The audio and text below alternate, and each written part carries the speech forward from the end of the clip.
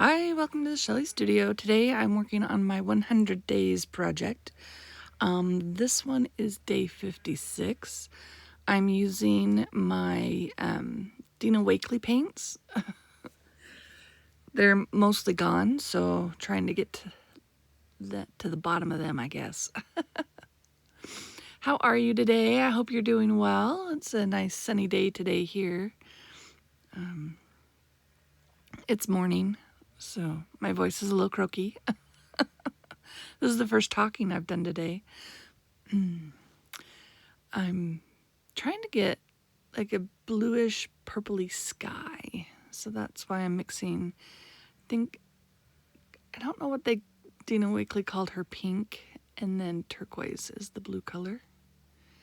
And then we're just gonna add a little bit of white. That's from Master's Touch. I think that's what it was. One of those generic Hobby Lobby or Michaels paints. Just to lighten it up a bit. Then I just mix a little bit. Now I try to blend it not to get blobs, but I still get a little blobbiness. But they kind of look like clouds. And my brayer, like this is thick. Like I know I put way too much paint. It's hard when you are mixing your own paints because it's hard to judge how much to mix of each color, and then sometimes you end up with a lot of paint. And I just threw it all on there. Some of these prints are really textural because I put way too much paint, and the paint is like thick, heavy body, heavier than normal because it's old and dry.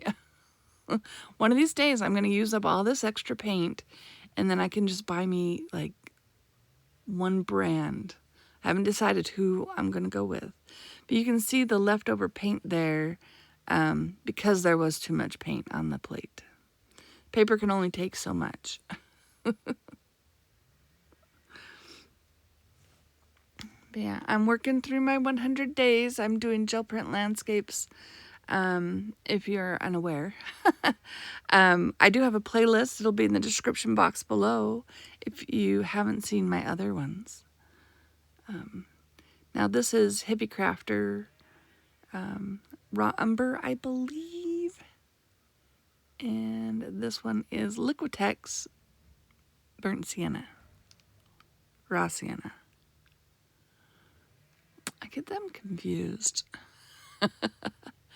I thought I would go for like a mountain that changes. So I was kind of doing just a little bit of ombre-ishness there. But a weird thing happens when I pull the print. And I'm not sure why exactly. It might be because there was a lot of paint on the paper that I put down because the purple is, and I don't know, if I waited long enough for the purple to dry, if that had an effect. So yeah, I have extra, and that's my cleanup thing, picking up all the extra stuff. But it didn't pull everything, and it's kind of rough looking on the print I'm working on. And if you look at it up close, you can kind of see the ripply texture, which I think is a paint texture. So here I add a little white. See how rough and, I don't know, different it looks. Now I'm trying to get some of that turquoise out. I can't remember if I emptied that one completely or if I still have some. And that's gold. That's also a Dina Wakley. I had to put it in a new bottle. And then this is Golden's yellow. Going for a green here. That is pretty bright. That yellow, I don't know, is it Hansa yellow?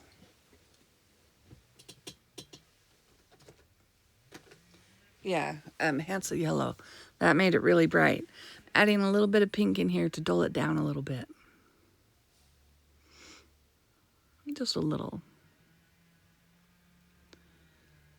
Now I want to make sure I put it where I think it should go.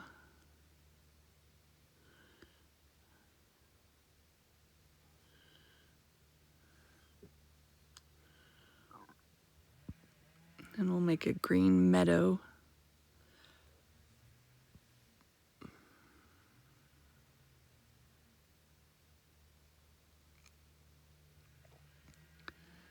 Trying for a straight-ish line. I think it slants a little bit, but I was trying for a straight line.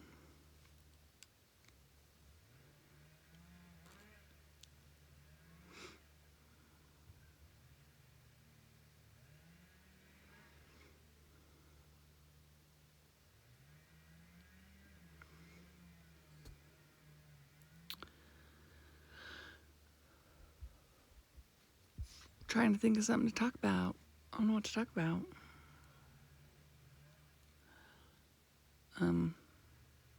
Watered the yard yesterday while working, so it's like running back to the room I'm working in. I'll call it my office for that's was going to be my craft room, but I ended up setting up my work desk in there when COVID came, and running back and forth every 30 minutes to move the water and get the dog in or out. Had people show up to work on a power pole in our backyard. I don't know. That just wore me out yesterday. I decided to add some flowers down there, but I feel like the blue got a little too blobby. So I'm just adding a little pink over the top of it.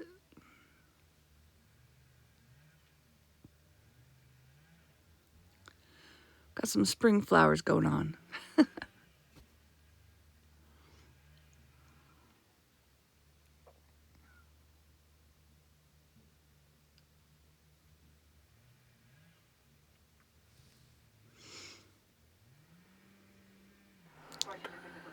Yeah, ta-da. It cut out. I added a little brown at the bottom of that. Just because I felt like it was too much at the bottom. So I browned it out.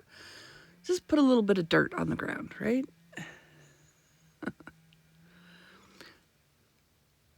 So this one is day 57. Actually, April 20th is the date we're on here, just so you know how far behind I am in uploading my videos. My camera stopped and cut out, and I'm really sorry. I just did blobs of color and brayered it out, and I got this little mountain. But there was no definite horizon, so I'm just taking gray craft paint. I think I used that in making the landscape just to give it a horizon. So I just put paper down and a ruler to kind of hold it in place, and then just added that. And it looks like there's a mountain there in the mist, which I thought was kind of cool. So I decided I would take a little bit of paint, just a little bit, and kind of point that out to everybody. This little mountain in the mist. And I'm really sorry about the footage. I think the SD cards, because I film with a regular camera, digital camera, and I've been using these SD cards forever, and maybe they get old. So there's that one. I call it a blobby landscape, blob-on landscape. Now, this next one is trying to recreate it because I knew that most of that didn't get recorded. Well, I figured it didn't get recorded. Hadn't checked the footage yet. And I just took that memory card out and put in another one. And I'm sorry if you can hear the lawnmower going. Maybe I should stop and record in a minute. Well, maybe I'll finish this one, unless it gets really loud. Because this is the same as the last one. Like, all the same colors.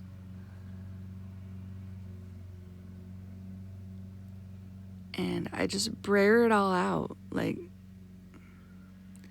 and you know, you never, and see, again, with way too much paint. Way too much paint. But this one, I decided, okay, if you saw one of my earlier 100-day project videos, I did a technique that I had seen where they folded the gel plate in half to get a horizon line, and it was kind of a little white line. I decided, I've been thinking about it for a while, I decided with this one, since it was a blobby one, that I would put string in there to create that white horizon line. Why not?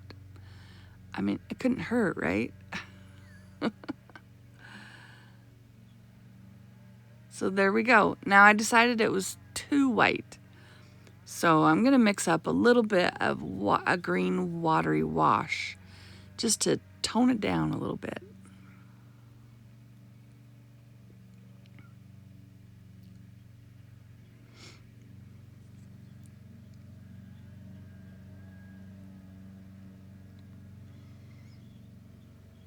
I have a jar of water with paintbrushes off to my right there. That's what I'm reaching for. There. And we're just going to take the whiteness out of that. And you see, you can never get the same thing twice when you do this type of landscape because the mountains are completely different.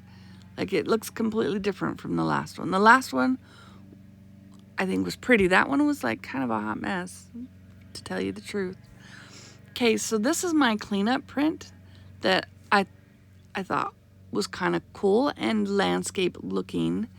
But we want to emphasize some of the different elements so that it looks more like a landscape. So I am using clear gesso, and this is not clear textured gesso, it's just clear gesso, but it is seriously textured. It's like so rough to touch. You know, I like the feel of my prints, they're smooth, but this thing, yeah, it's like petting sandpaper with this gesso. And then I let that dry completely. And then once it's dry, I just take my Prismacolor colored pencils and emphasize some of the lines, like this crazy mountain ridge. You don't see most of the penciling because it is a little boring, I think, pencil work. Like doing it, it takes a while, and so I'll just have a picture here, and you can see. Ta-da! I didn't do a ton of work, just a little bit for that one. All right, this is my gel plate from the previous day. It's got that mark from doing the horizon line, and I figured I would leave it, and it could make the horizon for the next page. I hope that lawnmower's not bugging you. This one I am doing a one pull print where all the layers go down and then you pull it all with one color at the end. And I'm using just a variety of craft paint in green to create the tree line, and then put in some grass, I guess.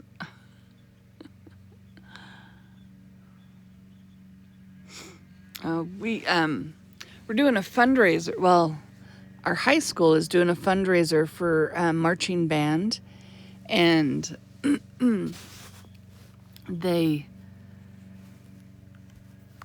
one group, well, like a father and he's got 2 kids in the band.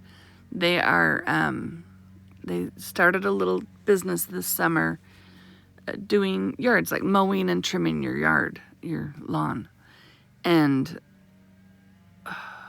I'm getting older, my sister's getting older, and our property is a lot of work already. So we decided that we would pay them to mow and trim our yard. And I asked him if they weeded flower beds, and he said, yeah. He's like, yeah, we can clear it out originally for $25 and then, maintain it weekly when we mow for $5. That's the weeding part, not the mowing part. I can't remember how much that is. But they have spent 2 days. Well, they come after school. It's been maybe an hour or so weeding our flower beds and mowing our lawn and edging our lawn. And it's been a lot of work. Do I tip them? I think I should tip them. Because I think it's way more than $25. And even if you could do 25 plus the next day's $5, $30. It was way more than that. And then I was talking to him. He's like, well, you've got a lot of gravel in your gutter. We're gonna sweep and clean up your gutter, and we're gonna do this. And like, there were weeds growing in the cracks of our driveway. He went through and cleared all that out. I'm like, I'm getting way more than my money's worth. I really appreciate it. It's gonna look better than it has in years, probably since my dad was alive. Ugh. But which was quite a long time ago, actually. All right, so I brushed all this on, so it is thick. And, it does tend to be thicker when you brush it on over brayering it on. But, yeah, I gotta learn control with my paint. I'm just trying to fill all the holes. And let that dry completely. Now I'm going to come in and we got to put a mountain behind it, right? I decided, I don't know if this was like intentional thought. I really can't remember. And that was only, that was the 23rd. Yeah, that one counts as the 23rd. I think I might have done it a few days before that. Because it's only, what's today? The 25th? I don't know if I intended these to be in front of the mountain. I was trying to take the brush marks out of my clouds there.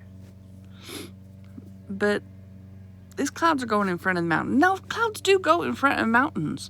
Like if you've got a high peak mountains, and I live on the Wasatch Front. The Wasatch Mountains are tall, and I see clouds below them all the time. I don't know if I was thinking that on purpose at the time. I mean, obviously, as I'm painting the mountain right now, I am realizing that's what's going to happen. But they end up quite translucent, so they're faint, misty light clouds.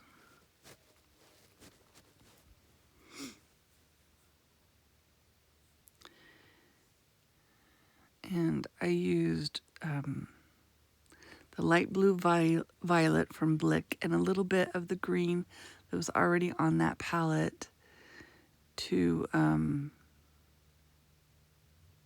create the mountains.